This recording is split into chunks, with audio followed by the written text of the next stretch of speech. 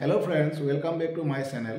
মই আজি আপোনালোকলৈ এটা ভাল ভিডিও এটা লৈ আহিছো আৰু যেটো হৈছে নেকি আমাৰ আৰসিসি সিড বিনৰ ওপৰত।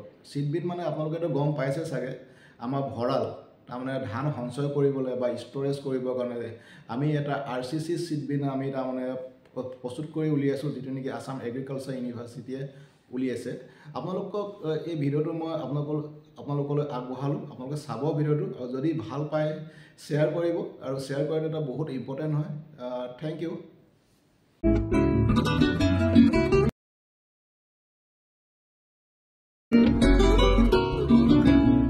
আমাৰ অসমৰ দৰে জেগাত য'ত বতাহত পানীৰ পৰিমাণ বহুত বেছি হেনেকুৱা জেগাত ধান সংৰক্ষণ কৰাটো এটা কৃষকৰ বাবে ডাঙৰ সমস্যা।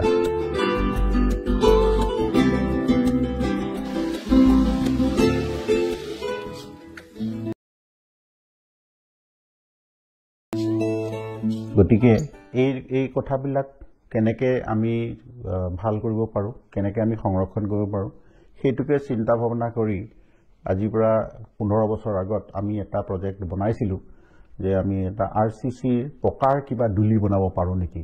আমাৰ গাঁৱত ভঁৰালবিলাকত এন্দুৰে বহুত উপদ্ৰৱ কৰে, চৰাই চিৰিকটিয়ে উপদ্ৰৱ কৰে, গতিকে তাত যথেষ্ট ধান নষ্ট হয়। তে আমি হেতু কেনেকৈ তাক সংৰক্ষণ কৰিব পাৰোঁ সেই বিষয়ে আমি কিছু চিন্তা চৰ্চা কৰি এটা প্ৰজেক্ট বনাইছিলো। সেই প্ৰজেক্টৰ আন্ডাৰত নেশনাল এগ্ৰিকালচাৰেল টেকনলজি প্ৰজেক্ট তাৰ আন্ডাৰত আমি এই আৰসিসি ৰিং বিন এই বিনটো আমি তেতিয়া তাক ডিজাইন কৰি উলিয়াইছিলো।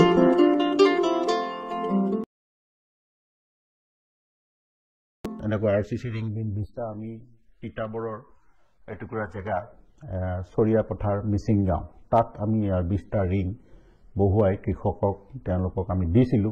তেওঁলোকৰ পৰা এটা ফিডবেক পাবৰ কাৰণে আৰু 20টা বনাই আমি টিয়ক অঞ্চলৰ কাকজানৰ এখন গাঁৱত আমি 20টা ৰিং বহুৱাইছিলো।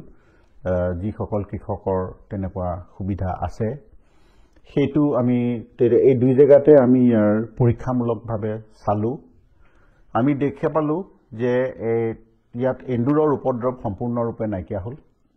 ফুটি যেটো গাঁৱত আমাৰ ভঁৰালবিলাকত হয় উপদ্ৰৱ হেতু নাইকিয়া হ'ল। কৃষকৰ যথেষ্ট বেনিফিট তেওঁলোকৰ হ'ল। আৰু খালি কথা হৈছে এইটো আমি কোনো বৰষুণ পৰা জেগাত থব নালাগিব। গতিকে এই ষ্ট্ৰাকচাৰটো এই এনেকুৱা ধৰণৰ বিনটো ওপৰত চালি থাকিব লাগিব যাতে বৰষুণ তাত নপৰে। আৰু ইয়াক আমি দেখিলো যে গাঁও অঞ্চলতে আমি তাক বনোৱাইছিলো। গাঁৱৰ আমাৰ সচৰাচৰ থকা পকা মিস্ত্ৰী যিসকল আছে তেওঁলোকক আমি অকমান বুজাই দিছিলো যে এইটো এনেকৈ কৰিব তেনেকৈ কৰিব। তেতিয়া দেখা গ'ল যে এইটো আমাৰ বনাবৰ কাৰণেও বহুত ডাঙৰকৈ কিবা কাৰিকৰ বা এক্সপাৰ্ট নালাগে। গতিকে এইটো এখন পকাৰ স্লেবৰ ওপৰত আমাৰ কুঁৱাবিলাক যেনেকৈ পানীৰ কুঁৱাৰ ৰিং থাকে সেই ৰিংবিলাক ইটোৰ ওপৰত সিটো বহুৱাই আৰু শেষত গৈ ওপৰত এখন ঢাকনি দি পেলাই তাৰ মাজত এটা ফুটা থাকে ঢাকনিখনৰ সেইটোৰে আমি ধানখিনি তাত ভৰাব পাৰোঁ।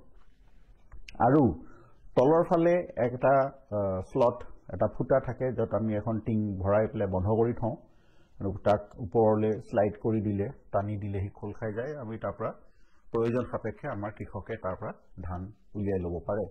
আকৌ বন্ধ কৰি দিলে সি বন্ধও হৈ থাকে। গতিকে এই ষ্ট্ৰাকচাৰটোৰ খৰচ সেই আমি কৰাৰ সময়ত প্ৰায় ৩,৫০০ টকা পৰিছিল। কিন্তু আজিৰ দিনত হয়তো তাৰ খৰচ অলপ বাঢ়িব যেহেতু মুদ্ৰাস্ফীতি হৈছে, বস্তুৰো দাম বাঢ়িছে। ই হয়তো ৪,০০০ বা ৪,৫০০ টকা মান খৰচ পৰিব এনেকুৱা ধৰণৰ আৰসিসি ৰিং বিনত। ইয়াতে আপুনি 3টা ৰিং কৰিও বনাব পাৰি, 4টা ৰিং কৰিও বনাব পাৰি। 4টা ৰিং কৰিলে তাৰ কেপাচিটিটো প্ৰায় 6 কুইণ্টেল হয় আৰু 3টা ৰিং কৰি বনালে তাৰ কেপাচিটিটো প্ৰায় 4.5 বা 5 কুইণ্টেল হয়।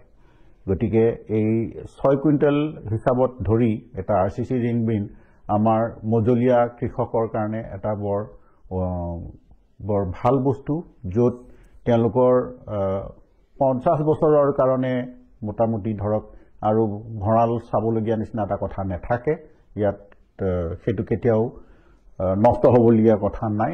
মাজতে কেতিয়াবা হয়তো চূণ তুণ বাহিৰৰ পৰা দি তাক দেখনীয়াৰ কৰি ৰাখিব পাৰে আৰু পোক পতংগও তাৰ পৰা পলাই যাব চূণৰ প্ৰলেপ দিলে পোক পতংগও তাৰ পৰা আঁতৰি যোৱাৰ এটা দেখা আমি পাইছোঁ গতিকে এইটো আমাৰ কৃষকৰ বাবে অসমৰ নিচিনা আমাৰ হাই হিউমিড য'ত আমাৰ বতাহত পানীৰ পৰিমাণ যথেষ্ট থাকে তেনেধৰণৰ অঞ্চলৰ কাৰণে আমাৰ